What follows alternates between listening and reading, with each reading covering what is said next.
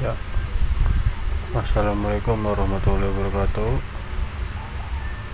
Perkenalkan, nama saya Muhammad Ali Effendi. Ini M36210049, kelas TS21C. Kali ini saya akan membahas video media sosial di pertemuan ke-14 tentang dasar-dasar ilmu teknik pondasi. Oke, kita mulai aja dari sekarang. Bismillahirrahmanirrahim. Struktur bangunan terdiri atas elemen struktur yang berada di bagian bawah tanah dan elemen struktur yang ada di bagian atas bangunan. Dalam suatu bangunan konstruksi, baik gedung dan jembatan, ada yang disebut bangunan atas dan bangunan bawah. Salah satu dari bangunan sipil adalah elemen pondasi yang berada di bangunan bawah. Ketika menjumpai istilah pondasi, tentu di benak kita bertanya, apa yang dimaksud pondasi? Hal apa yang harus dipertimbangkan dalam pemilihan jenis pondasi? Maka dari itu penulis di sini memaparkannya. Definisi pondasi. Pondasi adalah salah satu elemen struktur bawah bangunan yang langsung berhubungan dengan tanah, yang berfungsi menyalurkan beban dari struktur di atasnya ke lapisan tanah mendukung atau batuan yang berada di bawahnya. Pondasi dikatakan bagian terendah dari bangunan, oleh sebab itu beban dari bangunan di atasnya seperti beban mati, beban hidup, beban angin disalurkan melalui elemen struktur horizontal atau vertikal ke pondasi, yang selanjutnya beban tersebut dilanjutkan ke tanah dasar. Okay, next. Klasifikasi pondasi. Yang pertama adalah pondasi dangkal. Terdapat dua klasifikasi pondasi, yaitu pondasi dangkal dan pondasi dalam. Pondasi dangkal didefinisikan sebagai pondasi yang mendukung bebannya secara langsung, seperti pondasi telapak, pondasi memanjang, dan pondasi rapid.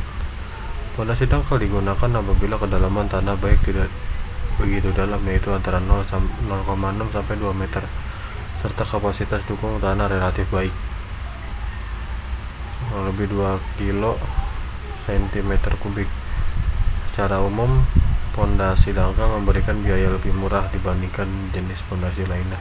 Untuk perencanaan dimensi secara langsung dapat ditentukan dengan rumus D B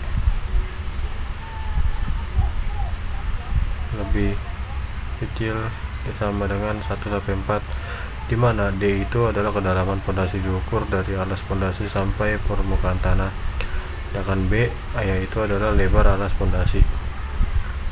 Oke, next. Perencanaan dimensi pondasi paling hemat apabila dibuat sedemikian rupa sehingga resultan gaya-gaya yang bekerja melalui pusat berat alas pondasi. Berikut ini gambarkan ragam dari pondasi telapak. Pondasi telapak terbagi menjadi dua, yaitu pondasi tumpuan dan pondasi pelat, rakit, atau mat. Pondasi yang pertama adalah pondasi tumpuan, meliputi pondasi menerus, pondasi kombinasi, dan pondasi setempat.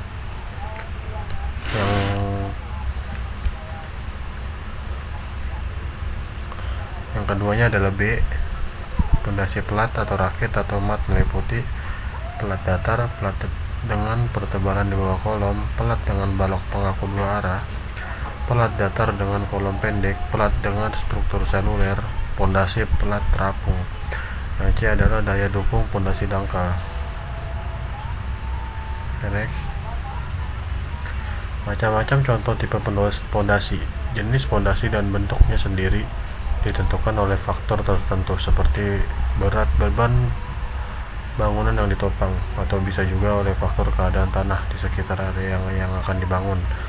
Pondasi, lebar pondasi juga ditentukan oleh berat bangunan yang akan ditopang. Yang pertama adalah pondasi telapak. Adalah pondasi yang berdiri sendiri dalam mendukung kolom, merupakan adalah pondasi struktural yang mendukung untuk mengatasi beban individual. Yang kedua adalah pondasi memanjang atau batu kali. Adalah pondasi yang digunakan untuk mendukung dinding memanjang atau digunakan untuk mendukung sederetan kolom yang berjarak dekat, sehingga bila dipakai pondasi telapak sisi-sisinya akan berimpit satu sama lain. Yang ketiga adalah pondasi rakit.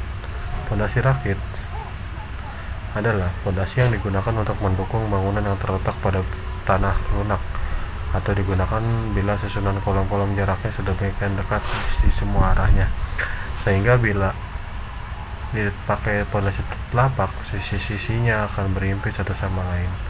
Yang keempat adalah pondasi sumuran, merupakan bentuk peralihan antara pondasi dangkal dan pondasi tiang. Digunakan bila tanah dasar yang kuat terletak pada kedalaman yang relatif dalam. Diameter pondasi ini antara 60-80 cm dan kedalaman yang beragam mulai dari 1 meter hingga ada yang mencapai 5 meter.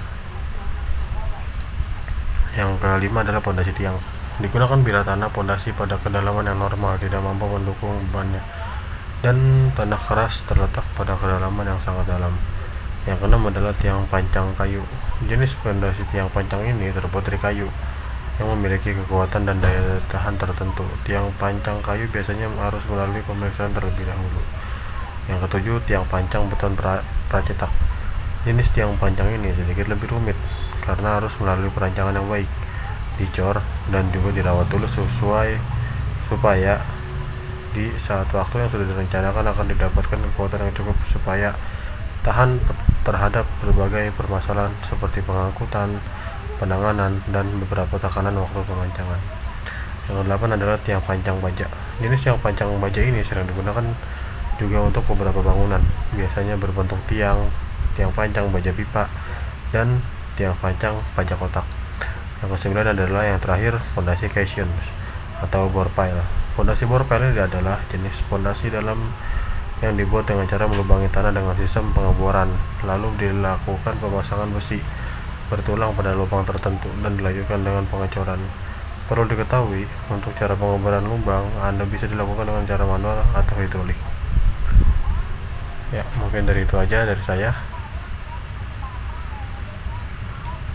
Assalamualaikum warahmatullahi wabarakatuh.